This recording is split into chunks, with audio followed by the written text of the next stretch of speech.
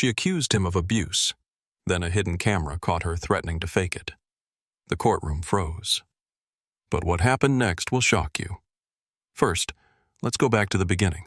The morning air outside the courthouse was heavy with tension, as if the building itself anticipated the storm brewing within its walls. Jessica Turner stood at the top of the courthouse steps like she owned them. Chin lifted, posture calculated, blonde waves cascading perfectly over her shoulders.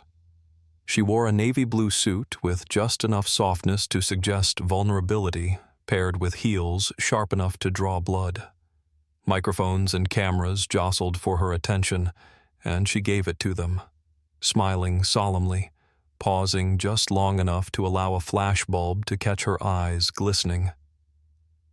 "This is not easy," she told the press, voice trembling just enough.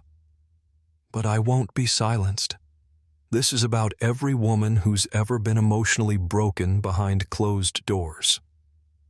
Beside her, Calvin Rowe, her attorney, adjusted his tie and nodded for emphasis.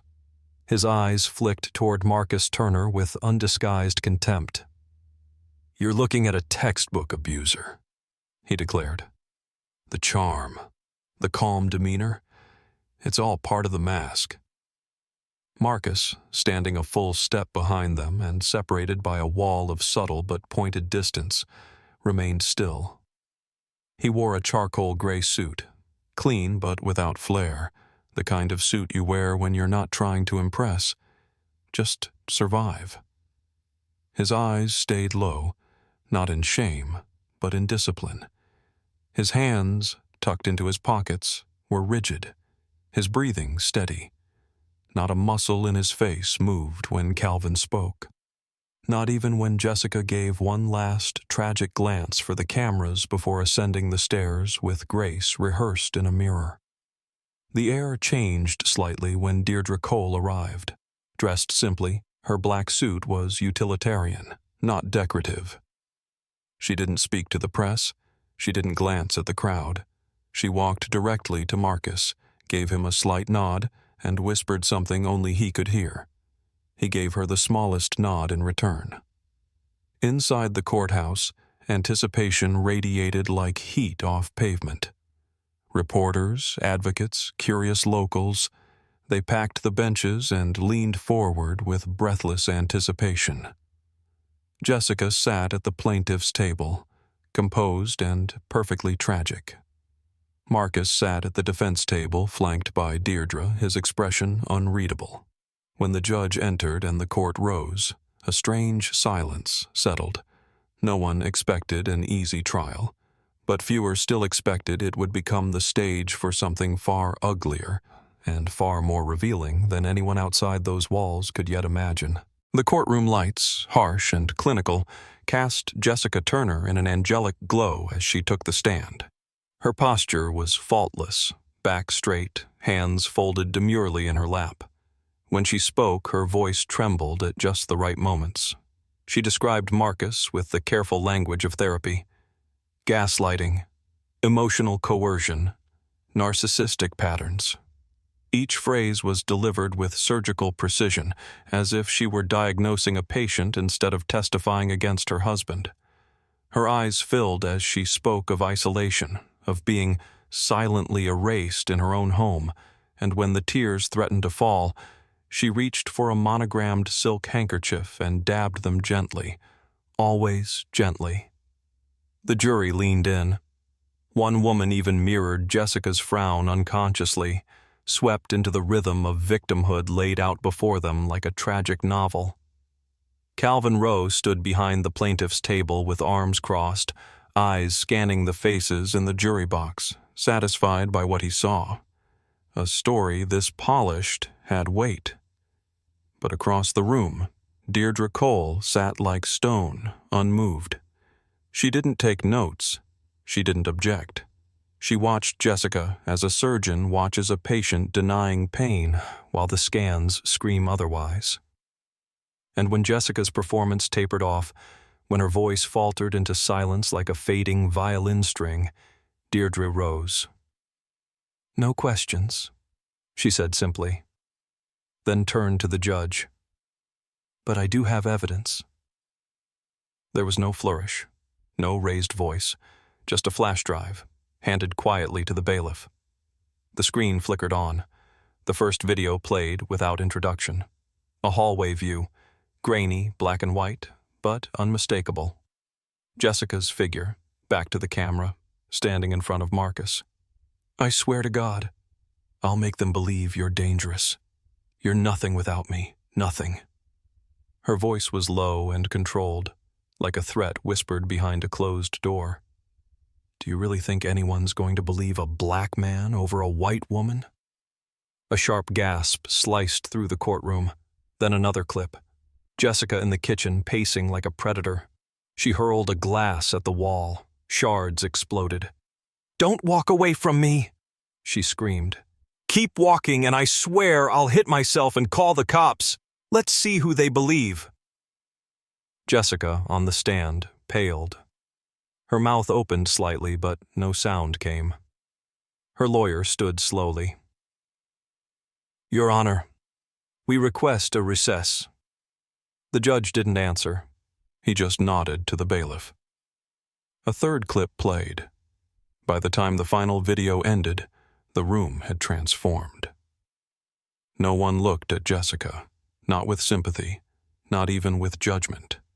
Just a stunned, disoriented kind of silence. The kind of silence that comes when you realize the story you've believed isn't just wrong, it was engineered. The courtroom felt colder without Jessica Turner in it, not just in body, but in presence. Gone was the dramatic perfume trail, the stolen glances toward jurors, the carefully folded hands clutching a tissue like a prop. Her absence left an emotional vacuum, one that Calvin Rowe could not fill. The once confident attorney arrived alone, shoulders stooped, jaw tight with calculation. He didn't speak unless addressed, didn't offer explanation until compelled. When the judge finally asked for Jessica's whereabouts, Rowe hesitated, clearly weighing what to admit. She's left the state, Your Honor, he said, barely above a whisper. Staying with her sister. She doesn't feel safe. The judge raised an eyebrow, but said nothing. He turned to the defense table. Ms. Cole? Deirdre Cole stood and gave a single nod. The defense calls Mr. Marcus Turner. Marcus walked to the stand like a man who had carried too much weight for too long, slow, deliberate, without theatricality. He took the oath with no flourish. His eyes scanned the courtroom once, then settled on the wood grain of the witness box as he began to speak. I didn't come here to destroy her, he said softly, but the truth matters. He told the court about the collapse of Jessica's professional life, how one of her young clients had accused her of violating confidentiality, how that snowballed into an internal review and then a licensing investigation. The news hadn't reached the public yet, but it had rattled her. She came home seething, blaming Marcus for not being her fixer, for not using his community goodwill, his school board connections, his reputation to redirect the narrative. I became her scapegoat, he said, his voice steady but lined with fatigue. When her image cracked, she needed someone else to wear the blame. He paused. She knew the power of the story she was telling. A black man, a white woman, emotional abuse. She didn't need it to be true. She just needed it to sound familiar. No one moved. Even the stenographer's keys tapped more slowly now. Marcus's final words landed with haunting clarity. I stayed quiet because I've seen what happens to men like me, how fast the room believes we're dangerous. I didn't want to become someone's cautionary tale. The judge folded his hands, silent for a long stretch of airless seconds. Finally, he looked up, voice firm. This court now sees a clear and deliberate pattern of manipulation, not by Mr. Turner, but against him. It wasn't just a ruling, it was a correction. The gavel fell with finality, but there was no applause, just silence. The kind that follows a storm when the damage is still being tallied. The court had ruled in favor of Marcus Turner. Jessica's lawsuit, once a weapon sharpened by perception and privilege, was dismissed with prejudice. The judge's words were clipped but resolute. Her testimony, once delivered with practiced tremble and tearful pauses, now sat beside the recommendation for criminal prosecution, perjury and evidence tampering. Outside, the courthouse steps weren't crowded with reporters this time. The spectacle was over. Jessica was gone, and Marcus didn't linger. He exited through a side door, declining interviews, his face unreadable to the few who caught a glimpse. But the trial didn't end in that courtroom. Not really. Within days, footage from the nanny cam, raw, unedited, and searing, circulated online. Not just the outbursts and racial slurs, but the quiet moments too. Marcus standing still, absorbing threats like rain. The internet devoured it. Advocacy groups reposted the clips with captions like, "Weaponized whiteness almost destroyed this man's life," and "How close we came to believing a lie."